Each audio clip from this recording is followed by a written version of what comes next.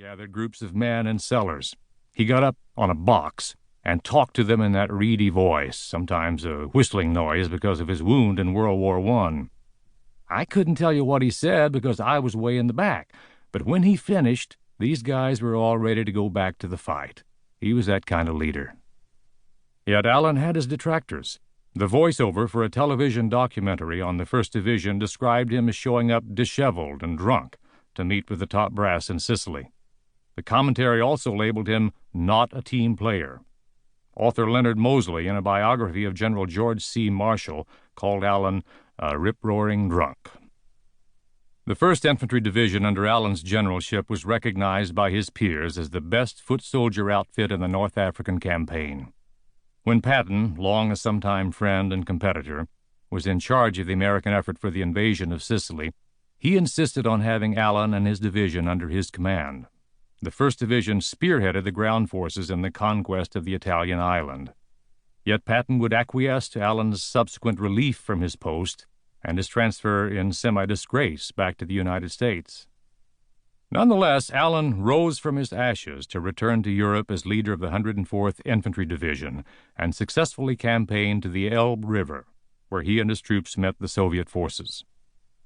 He had been bloodied along the Mexican border and participated in the U.S. punitive adventure that invaded Mexico in 1916. As a member of the American Expeditionary Force in France, Allen incurred bullet and shrapnel wounds while piling up a heroic record. He returned to the States for the 20-year period during which the American military, still an alien culture in a democracy devoted to material gain, all but starved. The Great Depression would pinch the armed forces even further. Most newspaper and magazine accounts of Allen paint a portrait of the traditional professional soldier, hard-bitten, profane, and combative. To many, he fitted the stereotype of the Irishman, boisterous, fond of storytelling, and most comfortable on a bar stool. The impression given is that of a man with limited dimensions, a person who, unlike the citizen soldier, falls outside the common American experience. However, although Terry Allen, an Army brat born at the time the frontier vanished, operated within the ordinarily tight, hierarchical confines of his profession, he disdained the book. Mercurial, a maverick from childhood, he showed scant interest in the academic aspects of the institutionally schooled soldier.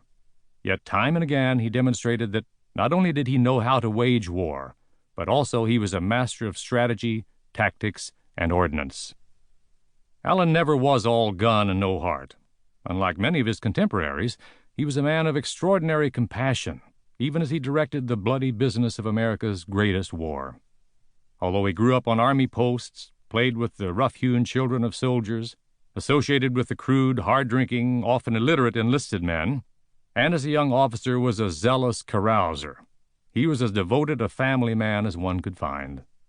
As he approached his 30th birthday, his letters from the trenches of France to "my dearest Mama" and Papa were filled with affection and filial respect. He adored his wife, Mary Fran, and doted on his son, Terry Jr. And while deeply engaged in wartime operations, his position did not isolate him from the vicissitudes of money problems and family crises. Terry Allen was the middleman in a military saga that stretches for nearly a century. His is a tale of fathers and sons. His sire, Samuel E. Allen, graduated from the United States Military Academy, USMA, in 1881. And Terry Allen's son, Terry Allen Jr., followed the family vocation to meet his destiny in Vietnam. The army in which Sam Allen served barely resembled that which occupied his son from 1912 to 1945.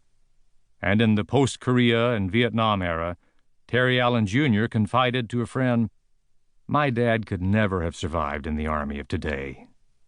Terry Jr. adored his father, according to his closest associates. When he chose to follow the path of a father who is the stuff of legends, he embarked on an exceedingly rough road. Terry Allen's West Point. Terry Allen's acquaintance with West Point began with his father's tour as a teacher. There was pomp and circumstance aplenty to seduce the imagination of a boy, and over the years Samuel Allen undoubtedly transmitted to Terry his nostalgic affection for his life as a cadet. When the family then moved